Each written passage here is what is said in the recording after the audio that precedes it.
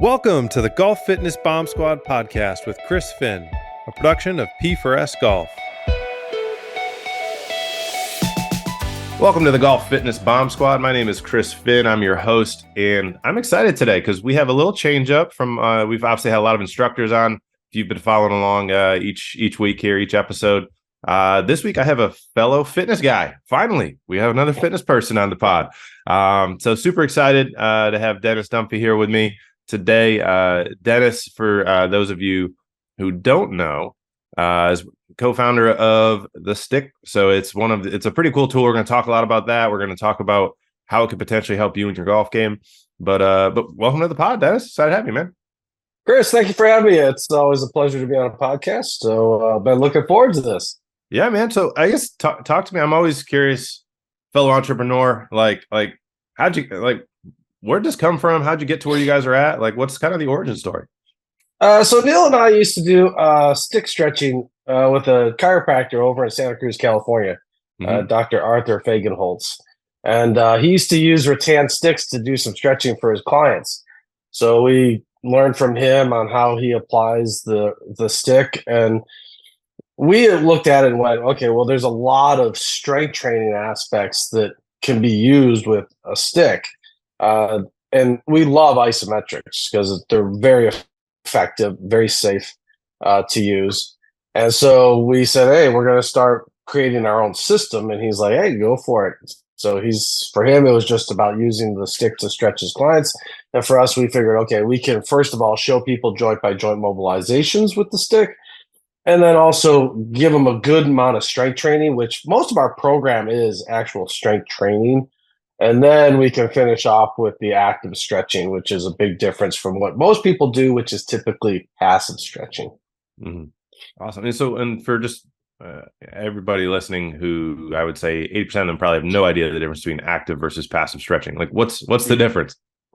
So people typically passively stretch, which means they'll lay down on the floor, they'll grab a leg and stretch the hamstring, they'll just pull it up and just lay there. For us, we want to use that isometric contraction. So we want you to activate the muscle tissue fibers with the connective tissue and fight against that stretch or pull or into the stretch even more. So that way you're bringing some neuromuscular control to those tissue lines. So that's the difference between passive and active. And you'll feel it right away. So people that are used to passive stretching, when we ask them to, hey, do a little isometric contraction, push against me, pull against me, then they're like, oh, that's a massive difference. And in our case, we use the stick. So we'll have the stick. We'll say, okay, we'll set them up into a posture. We'll say, okay, now exhale and push the stick away from you or pull the stick towards you. And people's eyes light right up and they go, oh, that's vastly different feel than what I'm used to. And you're like, now this is a little bit more effective than what you're typically used to. Yeah, for sure. And just talk about, obviously there's three different types of kind of contractions, like isometric, isokinetic. Like what is, just I always like to make sure we're all speaking the same language, everybody listening understands, because I think that's obviously a unique part of the system you guys have built. So like, what is isometric? And you very astutely said it's very safe. Like what is isometric and contraction, and how does that differ from weightlifting or those other types of things, types of strength training that people may be more familiar with, just coming out of like the 80s and 90s bodybuilding eras, right? So typically most people are just doing joint ranges of motion with load, right? So let's take an overhead press, for example. So you're just up and down with the arm, with the weight in the arm. For us, okay, we'll say, okay, well, let's do a little bit of a hang to reverse that pressing motion to engage the lat a little bit more, help open up that shoulder space. So we'll say, okay, let's grab a stick, reach to the top. Now let's drop into the hang. So we'll passively let them just drop their body weight. They're going to feel that grip intensify. They're going to feel their arm line activate. And then from there, we'll say, okay, now let's push the stick into the floor with that hand at about 30-40% of your max effort, right? Mm-hmm. So on a scale of 1 to 10, you're giving me like a 3. And so they'll push the stick down. We tell them to keep the elbow straight and push down from the lat, rib cage area. And then they're like, oh, they'll feel the scapula pull down. They'll feel that lat engaged. And then we're like, okay, now you're packing your shoulder, right? Mhm. And they'll be okay, well, that's something that I'm not used to feeling. And then from there, we'll say, okay, let's add some rotation to that while you continue to push the stick into the floor to keep those tissues actually engaged versus shutting them down, so to speak. For sure. So, and in the system, I mean, how do you guys approach a rotary athlete, specifically obviously golf? That's, obviously Yeah. everyone listening here is a golfer. So we should probably talk about that because they're probably interested about that side of things. It's like when you guys come in or you get a golfer and they want to, use the system, like what sort of, I guess, different approach might you take with them versus maybe just a Gen Pop person or somebody who's, obviously just playing a different sport altogether. Well, typically for a lot of golfers is I think the thing that the general golfer, the amateur golfer doesn't realize is the amount of physical skills the professional golfer has, right? Mm-hmm. And that's what sets professionals apart from the rest of us normal people, right? Is their skill sets physically and mentally are far superior to ours, right? Mm-hmm. So the average person who's sitting at their desk all day or sitting on their couch, then goes up and gets up to go play golf, doesn't have the same hip mobilization ability that a professional golfer has. They may not have the T spine rotation, especially that a professional golfer will have. So those are the aspects that we're typically looking to attack first. We want to make sure that number one, the hips are buttery, as some people would say. And number two, we want to make sure that your T spine rotation is what it needs to be, that you have that ability to rotate the T spine in and out of your swing. Yeah, for sure. And I guess what are I guess, obviously when we work with a lot of golfers, we get, juniors, 8, 9, 10 years old, all the way to, we got Al, he's probably the oldest guy at the gym right now. He's 94, I think. So wide range. And then we got obviously long drive guys swinging 160 miles an hour. Like how does, based on, obviously we have a wide variety of people listen. So can you go into like, how does maybe a junior like look at utilizing it versus maybe somebody in their 50s, 60s versus somebody who's elite, right? Playing PGA Tour, trying to maybe go world long drive, so they're swinging, double that, and basically, like how does the implementation potentially change, or how should people think about where to potentially implement it, based on where they're at? I think for like a younger person who's still developing, then we can use the stick to help them uh, understand more of that physical development that they're going through. We see kids as they're growing up, they may need a little bit of help coordinating some movements. They're growing into their bodies, they're growing. So we sometimes see that as that's taking place, they get a little clumsy. They don't know how to deal with those new lever lengths that they're growing and developing. So we can use the stick as a really great way to close chain that development and help them really move smoothly in and out of their motions. For an older person, 50, 60 years of age, like I said a little bit earlier before, we want to make sure that everything's moving well. We want to make sure that those hips have no internal and external rotation. We want to help them understand what shifting weight is from side to side. And then we want to make sure that the rib cage and the spine move relatively well, right?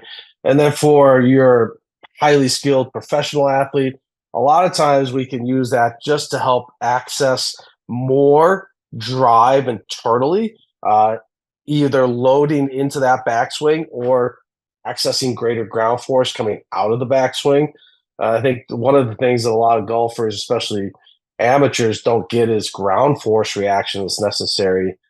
We see a lot of golfers and a lot of general population, when you ask them to swing, it's completely upper body dominant, right? Mm-hmm. The hips are non-existent, and so they really don't understand ground force just because they haven't really used it in so long. So Yeah. for us, it's a great tool we can set them up into that rotation with the stick in the ground and say, okay, now push the stick into the ground a little bit more dynamically. Mm-hmm. And then as they push down, they should feel that inside leg drive into the ground also, and say, okay, that's your ground force reaction that you're looking for. So that way you're using that propulsion from the ground like you should be versus trying to just dominate through the upper torso. Right. So yeah, we're big. we've done a ton of research in the ground force. We got 2 sets of dual plates, and so I'm very curious. Just this now, I'm getting selfish here. So everyone listening, just bear along with me.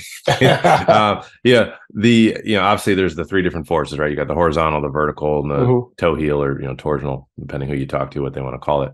So Yeah, obviously, exactly. how would somebody leverage, for us in our, when we work with people, we talk a lot about, obviously, the first part is you got to get mobile in the 4 rotary centers. That's obviously, mobility. Then there's obviously a strength component. You got to be strong enough to move. But then once people there's a lot of people that will get to the point where they move how they're supposed to. They're as strong as they need to be relative to how fast they're going to be swinging.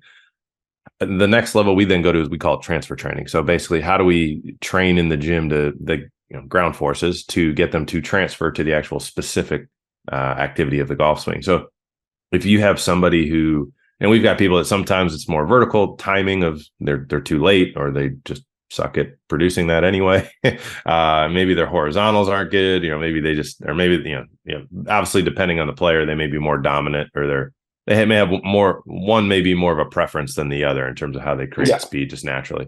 So I'd be curious, just for my sake and anyone listening who's interested as well. So I think it sounds like the one you were describing already just prior, that's more vertical timing to get more vertical force through that lead leg. What about, and correct me if that's wrong, but then what about if they want more horizontal or toe heel, are there drills that you guys have? If you're curious, just an example of one of each of those for people listening. Well, first we'll see what they need improvement in, right? Do they need it in the vertical? Do they need it in the horizontal? And then if they need it in the horizontal, a lot of times what we'll do is we'll set them up in that nice tall structure, maybe even seated, split stance, whatever they need. And then they'll use the stick. We'll put our hands on the very ends of the stick. Sometimes we'll use a longer stick or a shorter stick. We'll have them pull apart on the stick, like they're trying to rip it apart. Let's say we have them using a 5-foot stick. We'll say, okay, pull apart on the stick. Let's make that stick about 5 foot 5 inches, right? Not too much longer. And then they'll pull to activate the whole upper posterior chain. And then we'll say, okay, now disassociate, keep the head looking straight ahead, and now rotate to the right. And then they're using that posterior chain to pull themselves into rotation to improve that horizontal rotation, right? We can also have them push in on the stick, activate the anterior chain to come out of that rotation, right? So we like to say, hey, pull yourself into that horizontal rotation and then push yourself back to center, right? Or we may actually use the stick into a fixed point and have them isometrically push on that horizontal plane. And then get them to breathe too, because one of the things that people do when they're trying to rotate, if they can't rotate, they're gonna hold their breath and brace, right?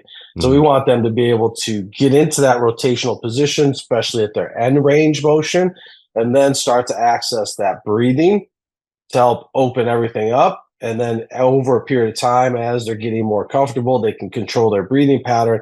All of a sudden, you start to see that T-spine go whoop, and open up a little bit more, right? And then get them a little bit more comfortable. And really for us, it's about owning your end range, right? Where's your end range? And now can you demonstrate force application in it? And can you become comfortable in it and really breathe in and out of that position? Cool. And how do you guys, for somebody who, they buy the stick, they start working with it, how do they assess where that end range is? How do they I guess how do you recommend that people, when they start with it, they kind of see, all right, this is where I'm at, and then how are they measuring their improvement, or how do they know when they're at that end range? So typically for the average person nowadays with smartphones, you can film yourself, you can go through a drill. We have tons of content online. So you can look at one of our T-spine drills and go, okay, I'm going to try this one, right? Set up your camera, film yourself doing it. You can get an idea visually of where you went with the exercise. For us, as far as feel, the level of discomfort when you get into your end range is going to increase, of course. But also, when you ask your body to produce force in an end range position that it's not normally used to doing, you're typically going to cramp, right? So the muscles are going to cramp up. That's when okay, you're in an area that needs a little bit more improvement. And so as you get stronger and you start to own that range of motion a little bit more and you repeat it, then that cramping dissipates, right? And so then we know, okay, that has now become part of your quote unquote normal range of motion or usable range of motion. Very cool. Very cool. So, and I guess I'm curious as, people look to start a program, like what do you typically see in terms of change results? Like why do people do people come strictly just because they want to get more mobile? You mentioned there's some strength elements. Like what do people typically like? I guess what I'm asking is like, who is this for? Is to put it simply. It's for everybody, whether you have back pain, right, or hip issues when you're on the golf course, or simply just want to access more ability to create more torque, whether it's horizontally or vertically. Maybe you have some shoulder issues. We can use the sticks to help bring some neuromuscular control, create some space in the shoulder joints, of course, again. So that's our first thing. That's why we do the joint by joint articulations to help create some space back in the joint. And then afterwards, okay, now you've got better tissue quality. Now let's use the stick to push or pull on to now bring some neuromuscular control to those tissues that we just quote unquote gave more range of motion to. Awesome. And what sort of like time frame, like when people are using the system, like do they tend to see improvement in, and how long is it? Kind of like they get to a point and then they're good? Do they something they continue in like a maintenance side of things? What's the general, I guess, quote unquote protocol? Yeah, well, if we're looking for improvement, that's the first thing we want to see. Okay, we want to see increases in angles. And then after that, we want to see, of course, the strength aspect increase. So those are your first two things, but everything's based off of consistency, right? How consistent are you with the practice? And people always ask us, well, how often can I use the stick? And we always say, well, you can use it every day. It's self-regulated. It's not externally loaded. It's all internally driven. So you need movement every day. So yeah, you can grab a stick, and whether it's 15 minutes of drills or whether you devote 45 minutes or a full hour to it, that's up to what your schedule allows, right? But we always tell our clients, hey, at least give yourself 15 to 20 minutes a day and grab a stick, go through some drills. But we want a little bit longer duration, more consistent effort if we're trying to see vast improvement. Right. Once we get vast improvement, then yeah, after that, it's just about maintaining. Because we know that the body's going to adapt to whatever stimulus you give it, and then it adapts to whatever stimulus you take away. So if you get from point A to point B, but then you go back to point A, that's not what we're looking for, right? So once you get to that new destination, you're like, oh man, I got more range of motion. I feel great. Okay, well, you got to maintain it. Yeah. So so still be consistent and vigilant in that maintenance, because what do people typically do when we feel really good is when we stop doing everything. And then we're like, no, but the things you did got you to that point. So now prevent, maintain, right? Be proactive versus reactive now. So don't go back to those old habits that got you stuck in the first place. Yeah, for sure. Well, and so I think one of the interesting things to me that I've seen is, obviously to your point, people will get improvement pretty quickly when it comes to mobility, particularly if they're putting in 15 to 20 minutes a day and they know what they're doing, like, things will improve. When we work with guys and girls, any age really, basically we're looking at, we have like we're looking at hips, shoulders, T-spine, all the rotary centers that you've mentioned. Do you guys have kind of an assessment protocol that people start with? Like, what's the starting point that they use, or do they just kind of pick a movement? You said obviously you have a massive like online library of stuff. Do they pick one that they feel like is, hey, I think that may be the one that I need to work on? How do people generally use what you guys have to kind of assess and then mark themselves from start to finish? So we usually tell our coaches, anyone that takes our education, hey, you use your own assessments, right? So all individuals have their preferred ways of assessing people. Yep. For Neil and I, we start right away from watching the person walk in the door or walk towards us. What's their gait pattern like? Is that telling us right away? That tells us, okay, are there oblique slings? Are there spiral lines restricted, right? And if we see in their gait pattern that there's restriction in the spiral lines or the T-spine, okay. Then when they're standing talking to us, casually without them knowing, we're looking again. So what is their resting posture as they're standing talking Mm-hmm. to us? Is the pelvis underneath them? Is the pelvis behind them? Is it in front of them? Is it in rotation when they're just standing, just talking to you without them knowing? Because that's when you want to assess them, when they don't know that you're assessing them, Right. right? So then we can say, okay, we can look at that and say, okay, this person has a posterior pelvic tilt. This person has an anterior pelvic tilt. This person's hips at rest are rotated to the left about maybe 10 degrees, even sometimes, right? Maybe a little bit less. And then all of a sudden, that person that's standing there with hips rotated 10 degrees to the left is the one saying, my back is always killing me. Well, Yeah. yeah, because your hips are naturally rotated. You're twisted up, down low, so to speak, right? Yeah. So in that case, then we're looking at, okay, we've got to approach the spiral lines a little bit more, right? The lower spiral lines, one lower spiral line from the foot up to the hip is over exceeding the opposing spiral line, so to speak. So now, okay, now let's kind of reverse that. Let's reverse the process and get you back to a quote unquote normal resting posture, so to speak. Awesome. Cool. Well, I don't want to, most people are getting to the end of their drive here. So I want to make sure we get it in before that, before they get to their destination. What's the best place for people to learn more about what you guys are doing? Get more information, check out the videos, check out the system and the product. What's the best place for them to get more information on all that? YouTube. So Stick Mobility TV on YouTube. Please subscribe. We have a ton of content on there. So we have everything from a backlog of 45-minute workouts that we started during the pandemic, and we've just uploaded those. So I started right away about a week into the pandemic. So they're very basic to start with, and then they start to extrapolate out to more complex workouts.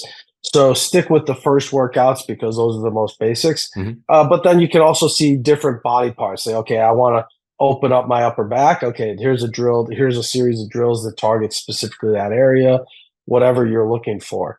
On Instagram, we're Stick Mobility. And then also for myself, I'm Diamond Physique SJ, and Neil is NV Strength on Instagram. And you'll see how we apply the same principles that we use with the stick in with any other tool that we use.